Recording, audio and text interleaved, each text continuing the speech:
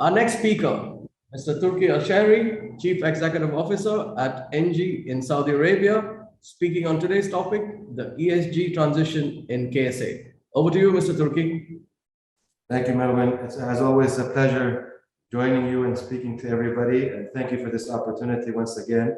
As you mentioned, what I would like to share today is basically the ESG transition that we're seeing taking place in the Kingdom of Saudi Arabia specific. And before that, maybe just to give a little post-COVID reality, not just in Saudi, but actually on a global scale. There's roughly over 120 countries that have committed to a carbon neutrality by 2050 or before. So large global commitment. The largest stimulus package, green stimulus package in history through the EU at 572 billion US dollars. Now, if we look at NG's commitments, obviously one of the largest players, we operate in 70 countries, 60 billion in revenue, 160,000 employees, therefore a very strong presence. But NG's commitments towards this front are a cut down of 1/3 of CO2 emissions by 2030 and zero emissions by 2045. And this is on scopes 1, 2, and 3. So not just related to our direct business, but also with all the suppliers that we work with. It will require that they also have a similar carbon zero emission by 2045. We are also growing our renewable footprint from 3 to 6 gigawatts per annum of renewables. We will be exiting coal by 2027 on a global scale.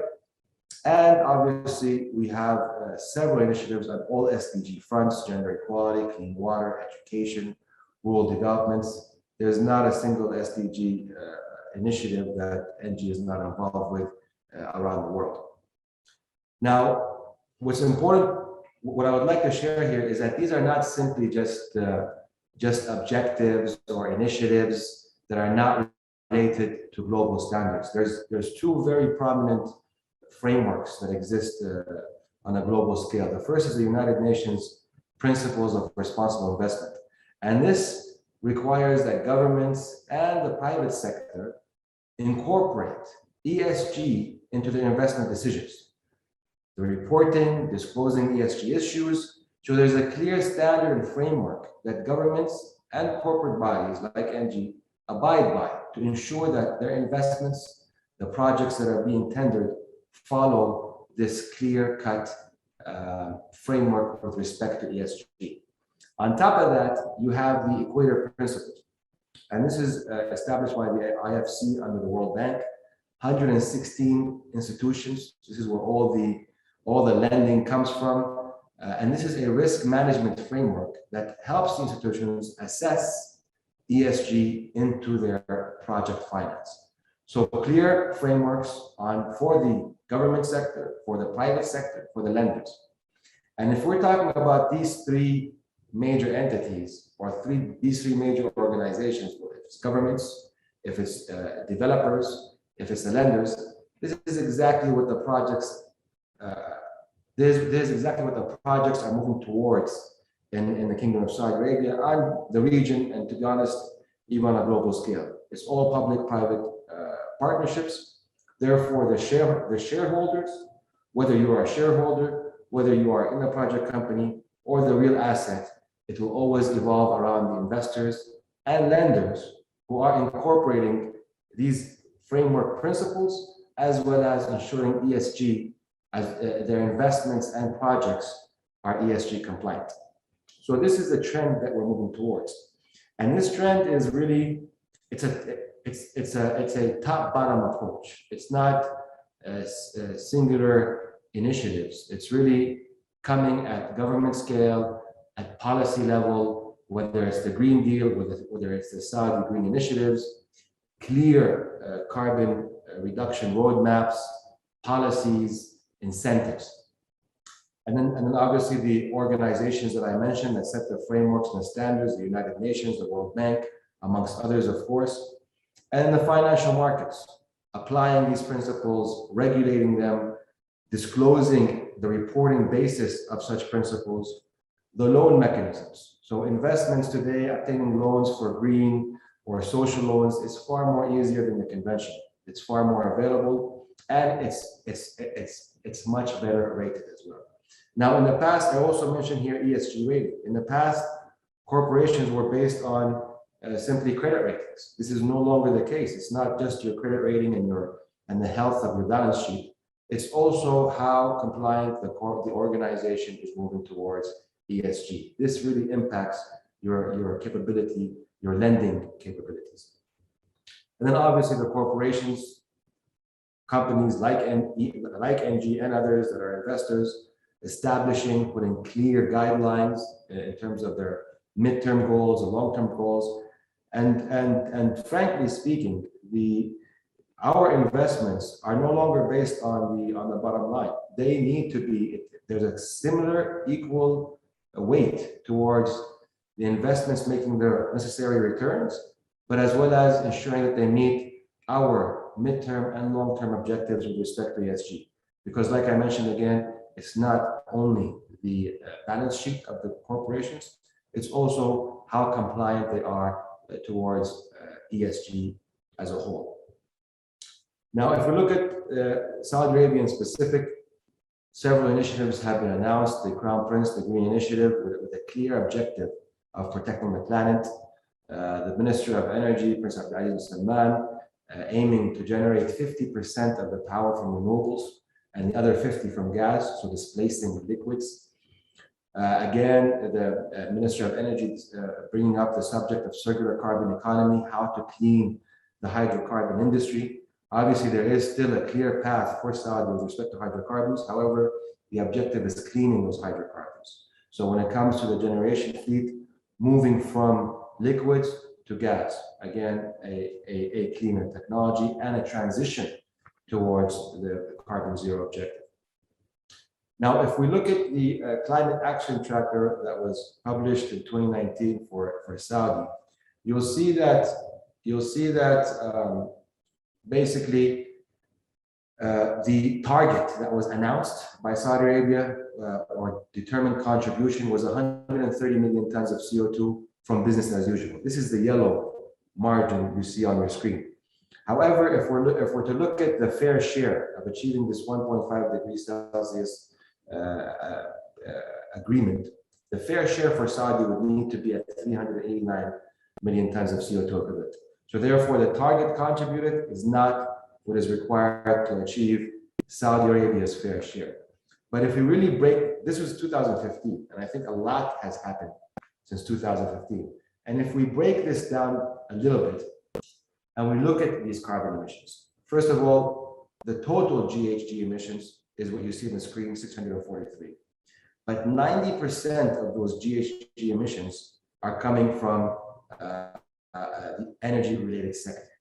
And then if you break that down even further, 90% of those GHG emissions are coming from CO2. So clearly the biggest chunk, because this is a energy-heavy country, the biggest chunk of CO2 emissions, or emissions as a whole, the biggest chunk of emissions as a whole is from CO2 energy-related emissions. Now, what we've done at NG is we've really broken this down with respect to the initiatives.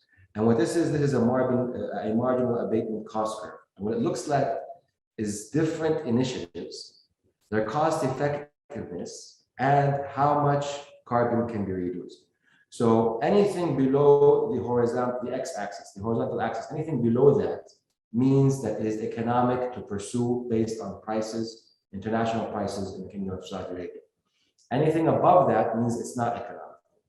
The width of that bars, of the different bars you see, shows how much carbon can be abated.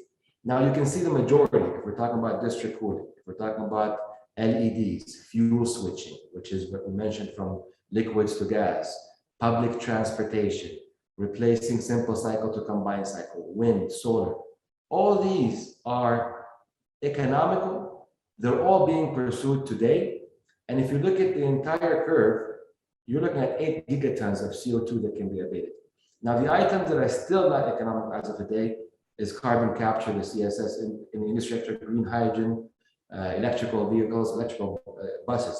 However, when it comes from a carbon perspective, that is not the biggest chunk that can be used to reduce the carbon emissions in Saudi Arabia. It's everything you see below the horizontal curve. But again, that's not to minimize the importance of carbon capture and storage, because that is an industry that needs to be cleaned and improved. Now, if we look at that again, therefore, and here what I'm trying to show is that carbon capture and storage is not enough. If this was only, not only is it not economical, but if we were to only pursue that, or if Saudi Arabia was only to pursue that, they would still not be able to meet their commitment. However, if they are to look at carbon capture and storage, of course, but also the economical solutions. As a matter of fact, only looking at the economical solutions will allow Saudi to meet those carbon emissions commitments at the levels that are required globally in terms of the fair share that Saudi needs to meet.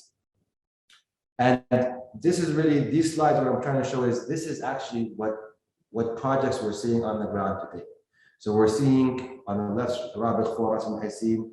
These are seawater reverse osmosis projects. These are the projects that are replacing the IWTPs. There were heavy gas consumers. These are far cleaner. They include renewables. We're seeing combined cycle projects coming into play, renewables, and corporate PPAs. What I mean here is the private sector, not just the government program, but the private sector renewable projects. In 2021, 2022, we're seeing roughly 13 projects going to take place in this field alone. So that graph I shared with you, that marginal abatement cost curve, these are actually items, initiatives that are taking place today. We're seeing it also in the social infrastructure.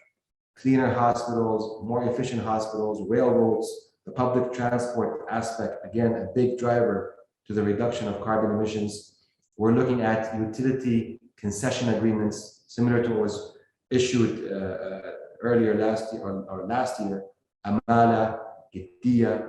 And then when it comes to energy efficiency, we're seeing roughly 26 projects in the span of these coming 2 years at a value of nearly $500 million US. So the image I'm trying to portray here is really the country is moving towards a clear objective, which is carbon reduction, and meeting those targets is achievable economically by the projects that we're seeing take place today. Thank you very much. One last item, and obviously the value of these projects that we're looking at that are related to this industry are roughly in the $15 billion scale. Thank you very much. Mr. Turki, thank you for your time and the presentation. So with NG in the Middle East, it's available in most of the countries. So what do you see is the next biggest trend other than in the renewables and the hydrogen sector, for example? What do you think about that?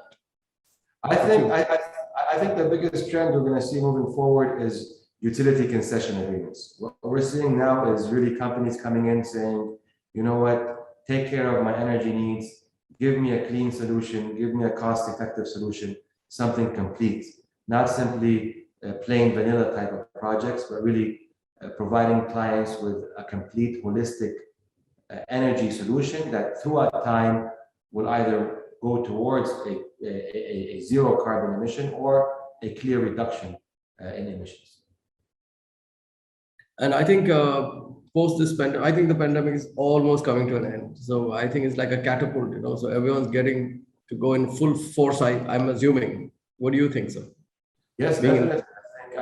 I think it's no longer a choice. I think now if you're not on this train of ESG compliancy and protecting the environment, you'll be left behind. I no longer see this as an option. I see it as really getting on the bus and becoming a leader in this front. Perfect. Thank you very much for your time and hope to meet you soon, sir. Fantastic. Thank you, Melvin. Always a pleasure to be here. Thank you very much. Thank you always, sir. Thank you very much, Mr. Turki. Thank you. Bye.